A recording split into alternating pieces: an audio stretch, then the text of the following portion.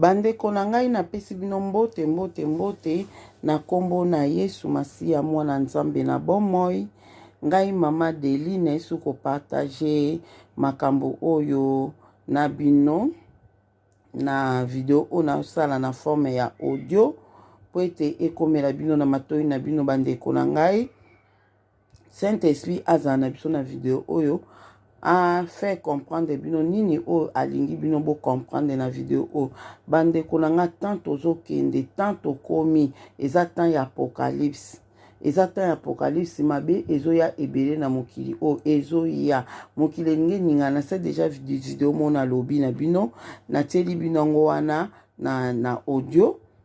ndeko na biso mobali congolais Nzambe atalisi lolenge mokili ezoningana ayebisi totia ba provision toza mayele yango mama de na oyebisa bino makambo nazoyebisa bino bandeko na nga tozwa ngo au sérieux to se préparer na molimo pe na mosuni totambwa na kobanga Nzambe soki mabe moko ezali tika mabe wana toza na temps ya apocalypse bandeko na nga toza na temps ya apocalypse makambo oyo tanga Bible na apocalypse otala makambo bakoma na apocalypse yango nde ezokokisama na temps oyo na apocalypse tozomona enlèvement ezosalama enlèvement biso ba oyo Nzambe azoko expliquer biso lolenge ni enlèvement ezosalama pe lolenge ni enlèvement kosalama lolenge ni nekozala toza na temps ya enlèvement tozo na temps ya tribulation tozo kende na grande tribulation bandeko nanga o Bible lobi do biso bana Nzambe toza mayele to tambwa na obanga Nzambe to se préparer na partager ki na dimanche ke monguna linga te to iba makambo ezoya to partager ki na mate ya dimanche bato bolanda nga boyebi monguna linga te to iba makambo ezoya po mambo ezoya so to yebi yango to koyeba ko se préparer na molimo pe na mosuni. Video oyo nazosalela bino na forme ya audio na otiela bino pasteur moko aza mundele nazwaki yango avant-hier etalami ebele ba 5 quelques vues video oyo etalami yango ngai pe nalingi bato ya Deline télévision boyoka makambo ya alobi temps ezokende tozokoma na temps bozala na otiela bino ka ndambu po tokopie video na ye te po ezala te bakofunda biso ke akopiaki video po na kobatela chaîne oyo toyoka eka moke comme ça ngai nazosola na bino makambo oyo ye alobi naotiela bino kaka moke toyoka ye. L'horloge de Dieu ne fait que pousser, et très bientôt, pour tous ceux qui ont l'espérance du salut, nous allons être enlevés au ciel. Notre destination finale est à la porte. Mais pour tous ceux qui vont rester, qui n'ont pas d'espérance, il y aura une grande souffrance. La souffrance des tribulations arrive à grands pas. Nous avons eu une information capitale. Bokindenga lobika nde na otoyebisa bino ke tribulation ezoya. Ba passe ezoya biso bana Nzambe foto za la préparer na molimo pe na mosuni na molimo ezake totambwa na obanga Nzambe totika mabe to arranger ba vie na biso na Nzambe po o ezoya Nzambe amona biso na mosuni le Nzambe azopesa ba directive ke bosala boy bozwa mwa mai botia pembeni po bozanga mai komela te bozwa mwa loso botia wana po makambo ezoya wana tozo se préparer na mosuni pe moralement bandeko nanga ayebisi biso awa na landi abike na Carrefour atie déjà eloko nini batie déjà système ya kosomba na loboko oyeka na loboko na oboye osombi batie déjà appareil wana basali yango déjà abi na Chine déjà bandaki kana loboko mutu azosomba abi Carrefour déjà asali yango mutu akosomba na loboko na ye na loboko appareil wana basali yango ezobanda mingi te na Carrefour avosomba eloko na Carrefour bandeko na nga information oyo naziongo pa ya ye mutu ona otiela bino photo na ye awa na otiela bino na lien ya video wana bokende kotala yango mais nalingi na botala na nga boyoka nano nga po nga nazopesa su information oyo eza su likolo ya oyo ya lobi na likolo ya makambo ya lobi ya nga nazobakisa bino selon révélation oyo Nzambe azotalisa nga bandeko na ngai alobi na biso na Carrefour nga deja nayebisa bino na lota ndoto ke nazokende somba biloko na Lidl me nakotaki te nakotaki te po moye ya kosomba eza te ezalaki te ozomona do ekozala noto ekoyebisa bino mokwana nayebisaki bino makambo ke nzambe atalisaki ngai papa diangenda ye na bato bakufa na poto babeta bato avozo eloko olia fu obeta masimozo eloko olia me ngai nazalaki na fasita kozwa eloko olia ya bao baotambwa na obanga nzambe baozanga eloko te mpe bakotosa nzambe kotiamo eloko ata ya mingi te ya moke na ndako nzambe akozala na yo eloko wana ekosila te alobi na Carrefour bakosala nini yango nde bazosala eza lokola eza bakotia yango na makila bakotia appareil wana lia bakotia yango bakokotisa na kati na yo ekozala nini na makila na yo ekokota na kati ya makila na yo ezwi nini ya isange na yo ezwi makambo ya nyonso nde bandi kotravaye so oza na poso osomba eloko okeka na ndenge nango wana osombi toyoka su moke awa en tout cas yango bandeko ezali wana na kotiela bino lien nango oyo olandi na video nango sisi aloki otala yango po yoka mobimba mambo alobi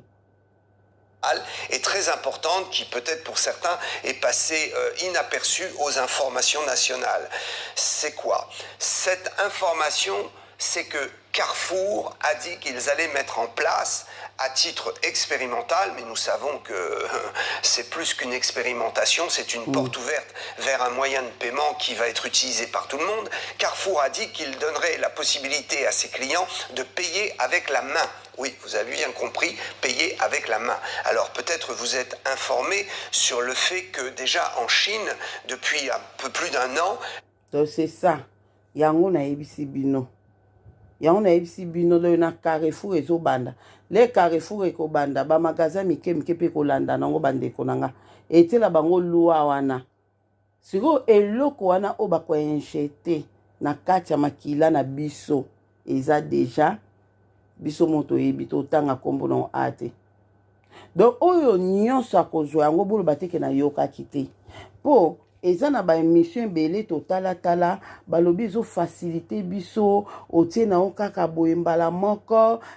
oliko bungsa kati lukasu kati po ke sombe loko ndengo bimi ezala na ba bisi ekokoma avomata na transport public il faut otie ni na train otie loko na ekokoma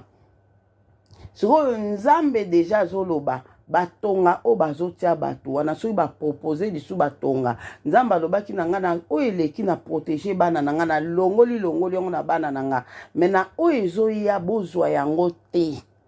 batonga wana boyebi yango bie bozwa yango te amangwele bozwa yango te nzambe moto alobi oyo nayokaki te nayokaki te tolinga te ezoya soki nzambe azofrene yango esalama te po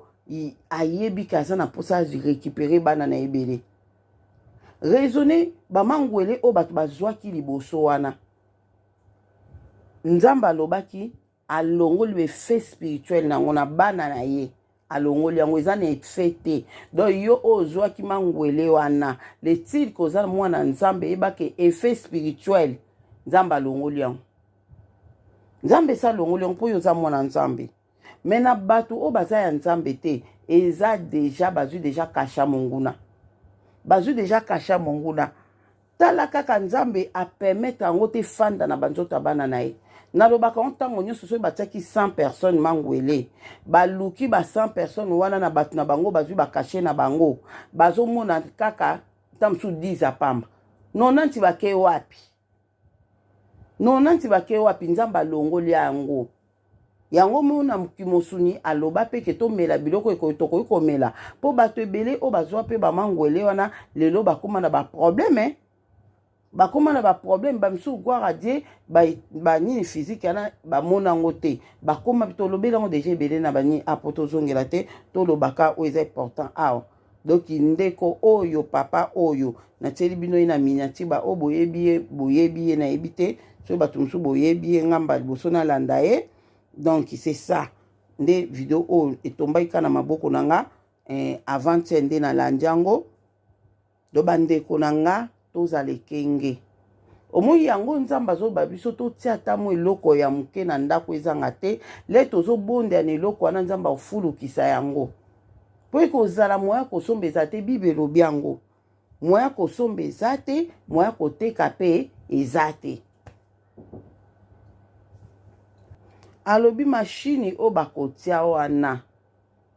ekobanda ko analyser so yo komi wana le otieka loboko na yo boye, otieka loboko na yo boye, pomme de main na yo je crois, soko otiango kaka mbala moko eza e système moko ezosa na informatique pe eza na internet, mbala moko ezokota mbala moko ezodetete deja yo na makila na yo, po o bakotia bato bakotion na kati ya makila na yo pisu wana, bakotion na kati ya makila na yo le yo tia namba mo edetete otina makila na yo etie identité na yo makambo nyonso pa oza na droit ya kosomba eloko. C'est ça yango alobi. Qui fonctionne évidemment avec l'informatique et avec le relais Internet. Cette machine va donc analyser, avec un jet de lumière, va analyser vos vaisseaux sanguins et le flux sanguin et va vous mettre une marque en fait biométrique à partir des vaisseaux sanguins et de la complexité du flux sanguin. Nous avons chacun une marque unique. Donc la machine va enregistrer cela et puis vous serez fiché. Et partout où vous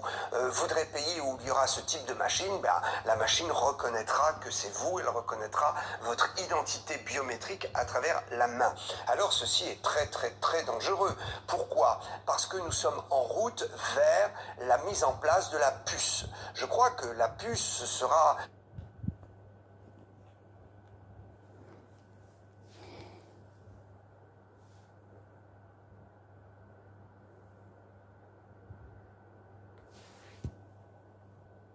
Ceci est très dangereux. Pourquoi? Parce que nous sommes en route vers la mise en place de la puce. Je crois que la puce sera un fonctionnement dans le corps qui sera injecté par des particules de graphène. Alors je ne vais pas revenir sur l'histoire, j'ai été un des premiers. Alobi ke toyoki biso nyonso na répéter oya alobi te bandeko na nga. Alobi ke ye azali pasteur ya liboso na France oyo atelemaki alobaki ke tokota na système ya mboka oyo te, tokota na système ya mokili oyo te, le bazosa ba système na bango moko boye tokebaka po eza bazomema biso na kozwa bakashe ya monguna. Alobi yaza pasteur ya liboso oyo alobaki yango. Ok, alobi boye, alobi vraiment système wana o bazo sala eza eloko moko o ezo kota na ezo sala ke ezo contrôler ba déplacement na biso, ezo contrôler makambo na biso nyonso toko sala po bazui. Donc eza ka te po banki azwa système na yo azwa ni na babenga oni bolimbisi azwa identité na yo nyonso ya nzoto na yo, eza ke po bango nde bayeba yo mobimba na yo, ba contrôler yo ba déplacement na yo, makamno nyonso kosala ozala contrôler. Bandeko nanga monguna alinga ko contrôler biso, alinga contrôler mokili. Tala kutu na moment oyo tozwa ba biloko na bango wana te, me batindela biso ba demo ba contrôler ka biso na bandako na biso bazotiela biso ba demo ba contrôler nini tokoloba. Po monguna asala travail kan information. Sans information monguna ko travailler te. Sans information ko travailler te. So bazui yo bazo travailler na yo. Donc o nyonso yo zolinga ko sala partout zo kende ba makamno bazo contrôler yo. So eza mabe makasi na biso bana nzambe eke ba contrôler biso na monguna eza mabe. Eza mabe bandeko na ngai. Lelo tozoloba makambo o lobi peut-être bako interdit makambo o to meka koloba ngo te. Toyebi mukindenge travaka. Lelo to loba ngo bana nzambe kota biso de ana mutu. Po le makambo ko ya eko makaka ke moeto loba susu ezate. ka bato batrahisaka biso baninga na biso biso bato toloba na biso lingala tokoloba na biso tata mosusu baoyoka te me bayebi mpe balingala baza mpe na bato na bango bayebi mpe monoko biso tokoloba donc nzambe azala na biso tokontinue vraimen naotiaka moke naosote nazoexplike bino alobi systeme wana sikoyo ekokoma soki mutu oza nango te mwe osomba eza te mwe osomba eza te mwe oteka eza te mpo makambo ezala su te ko ye papier boye mbongo boye ekozala te kala te kolongwa toyebi deja makambo wana toyokaki yango deja ke bambongo ya papier ekozala lisusu te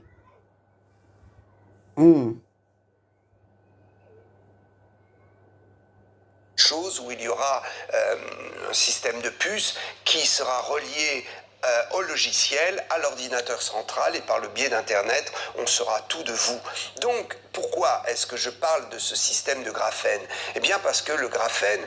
peut-être vous le savez ou vous ne le savez pas, mais est constitué d'un atome principal de base. Cet atome de base est constitué de 6 fois 3 éléments. Premier élément, ce sont des électrons. Il y a 6 électrons dans cet atome de base. Il y a 6 électrons, il y a 6 protons et il y a 6 neutrons. 18 éléments.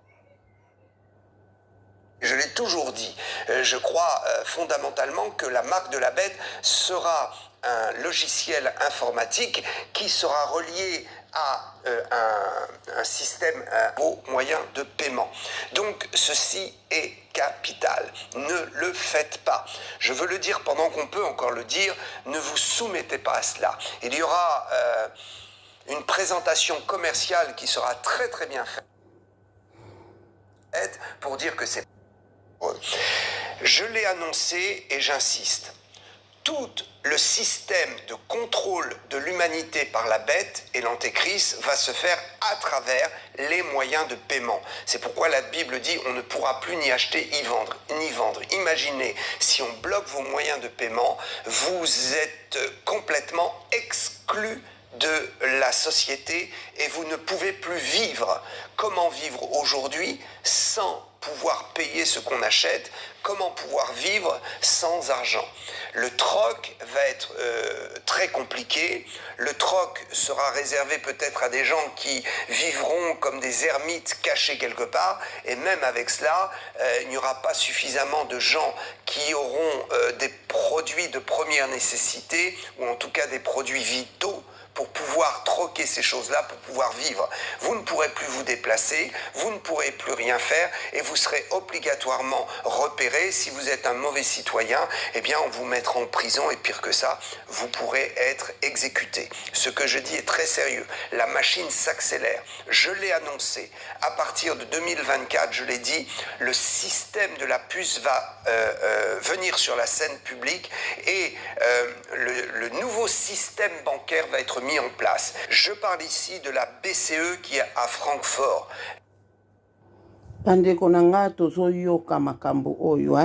nazo sauter bo comprendre nazo sauter po tozwa mobimba ya video na ete po tozo batela chaîne kaka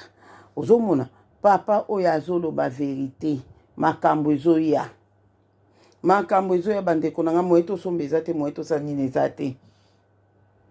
ndeko moka tunenga mama delinga na tie ba provision naza na bana 5 na tie vraiment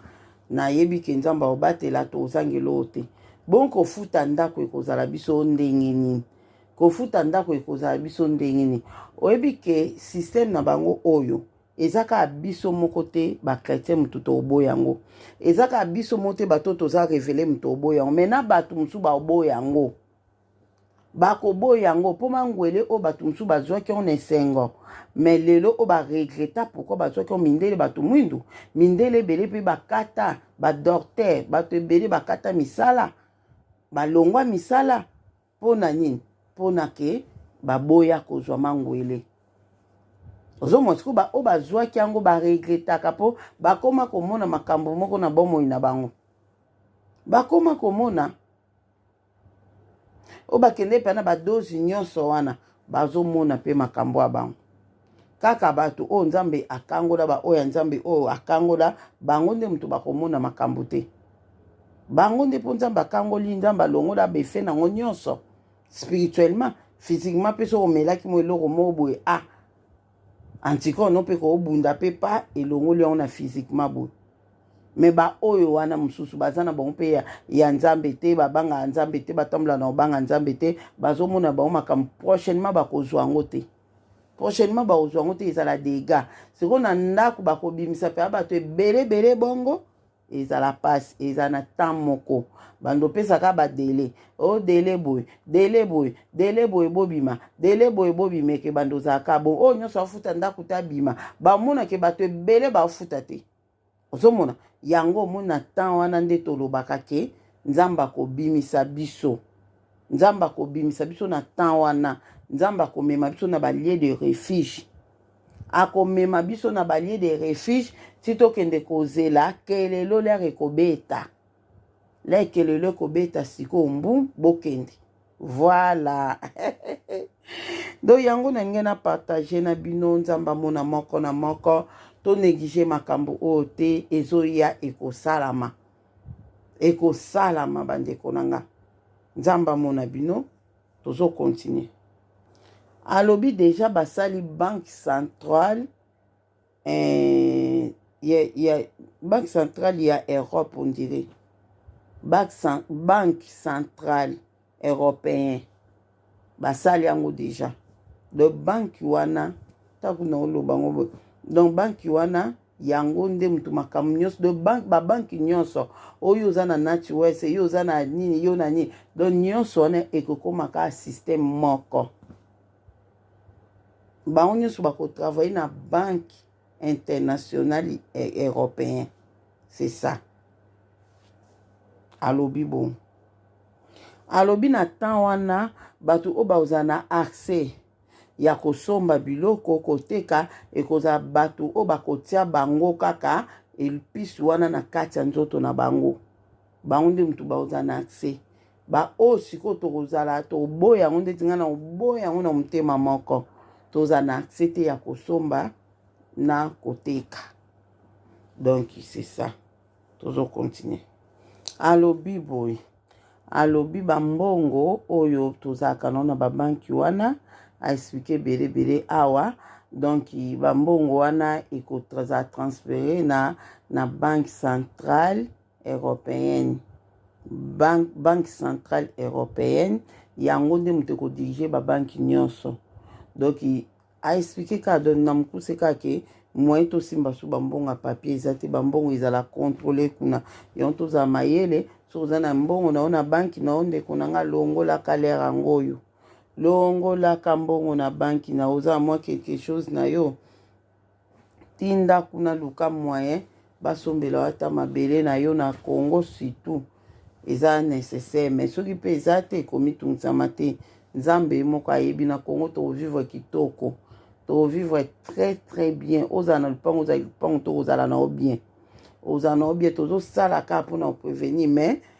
soki mbongo ezali so mpe eza te komitungisama te nzambe apouvoir tozala bien na Congo tozala bien nzambe asunga biso ok mais soki oza na mbongo na yo na banki longola yango sala ata quelque chose mpo na nini mpo olela te un jour nga mpenza mbongo nange ekangama na banki nga mpenza mbongo nange kenda ezala bien te mpo na moral na yo c'est ça yango wana kaka na ngai naloba na sens wana oleko bombaka mbongo na banki te ozomona c'est ça ou de vendre. Il va donc y avoir un système qui vient maintenant, qui est tout à fait au point, au niveau informatique, au niveau scientifique, c'est au point. Cela va maintenant être mis sur le marché.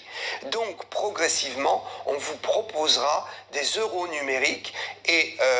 dans un temps relativement court, vous n'aurez plus le choix. Votre argent en banque sera transféré en euros numériques et sous contrôle de la Banque centrale. Cela veut dire que la Banque centrale aura le moyen, par une carte d'identité informatique, de savoir tout ce que vous faites et de bloquer vos moyens de paiement si vous n'êtes pas un bon citoyen ou si vous ne respectez pas les règles imposées par ce nouveau système mondial qui sera contrôlé par l'Antéchrist. Aujourd'hui, c'est un peu flou. Il est difficile d'expliquer cela parce que dans la mise en place, il y aura certainement des détails qui m'échappent, qui nous échappent, que Dieu ne nous a pas. Bandeko nanga na tiki bino nzambe azana moko na moko nzambe azana bino partager video na bandeko bayoka makambo oezoya tozala préparer na molimo pe na mosuni nzambe amona biso yanka na nge na partager na bino nzambe azana moko na moko merci.